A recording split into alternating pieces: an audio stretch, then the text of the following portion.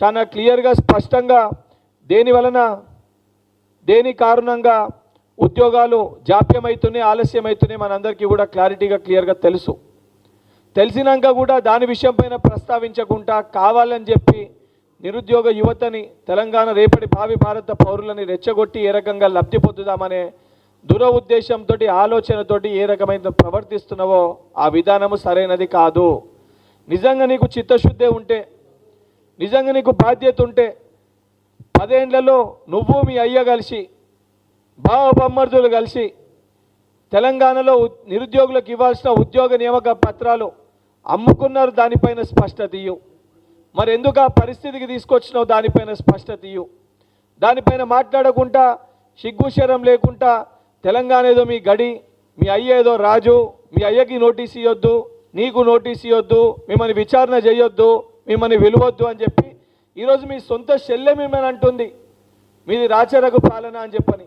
ఓ దొర పరిపాలన మీ సొంత చెల్లె, మీ కుటుంబ సభ్యురాలే మాట్లాడుతుంది. నీ ఇల్లుని నీకు చక్కబెట్టుకోనికి శాతనైతే లేదు, నీ ఇల్లును నువ్వు చక్కదిద్దుకోనికి శాతనైతే లేదు. సొంత కుటుంబ సభ్యురాలు బయటకు వచ్చి ఈరోజు మీరు దొంగ, లుచ్చా, లఫుట్ అని చెప్పి మాట్లాడుతుంది. దానిపైన మీరు స్పష్టత ఇవ్వకుండా ఈ రకమైన మాటలు మాట్లాడటము, ఇటువంటి చేష్టలు చేయడం అనేది మంచిది కాదు. ఇప్పుడు కూడా చాలా స్పష్టంగా కేటీఆర్ గారికి, బీఆర్ఎస్ పార్టీ నాయకులకు కూడా నేను విజ్ఞప్తి చేస్తున్నా. తెలంగాణ రాష్ట్రంలో నిన్ననో ఇయ్యాలనో టీజీపీఎస్సీ కూడా ఎంతమంది నిరుద్యోగులు ఉన్నారో 1 టైం పాస్వర్డ్ తోటి మీరందరూ కూడా రిజిస్టర్ చేసుకోవాలని చెప్పి పిలుపునివ్వడం జరిగింది.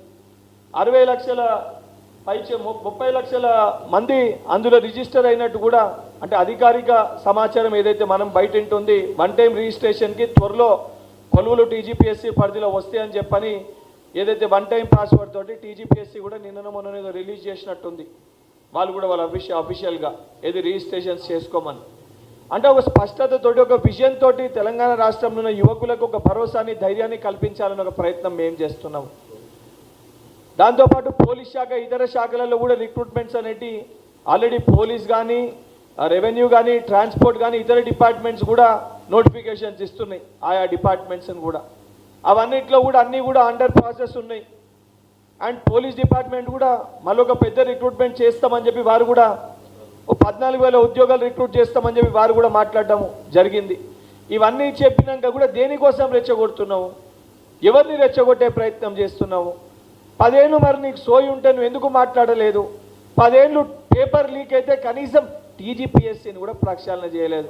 పాపం ఆ రోజు ఒక చెల్లి ఆత్మహత్య చేసుకుంటే వాళ్ళ కుటుంబ సభ్యుల్ని పిలిపించి, ప్రవళికను వాళ్ళ కుటుంబ సభ్యుల్ని పిలిపించి, వాళ్ళ అన్నని, వాళ్ళ అమ్మని, వాళ్ళని పిలిపించి మాట్లాడి